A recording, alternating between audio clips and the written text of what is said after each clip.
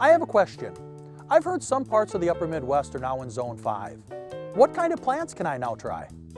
Yeah, so there are some parts of the upper Midwest that are in USDA Hardiness Zone 5 now, which means that basically our winters have gotten a bit warmer and our growing seasons have gotten a bit longer. In fact, here we are, just bordering the Twin Cities here at the Minnesota Landscape Arboretum.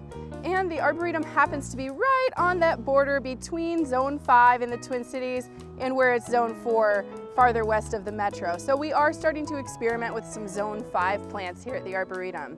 Some that you could try at home would be the pawpaw, which is a Native American fruit, the persimmon, which we're trying here a little bit.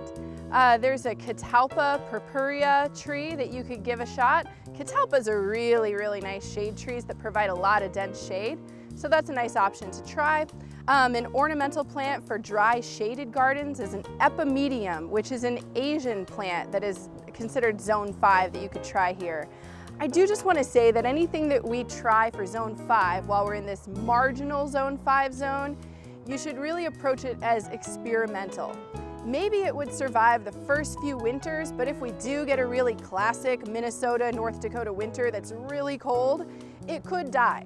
And so when we say Zone 5, we don't mean that we flipped a switch and all of a sudden we can grow hardier plants. We're gonna try them out, see what works, see what doesn't. Another thing that I wanna point out is I tried blackberries, primocane blackberries in my backyard that were rated as Zone 5. I wanted to see if they would survive. Here's the kicker. Yes, they survived the winter, but they didn't produce fruit by the time we got a frost in October.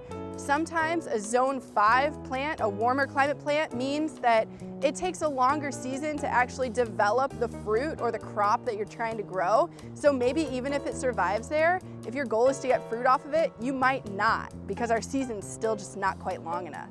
You know, gardening's all about experimentation, so go ahead, try something new.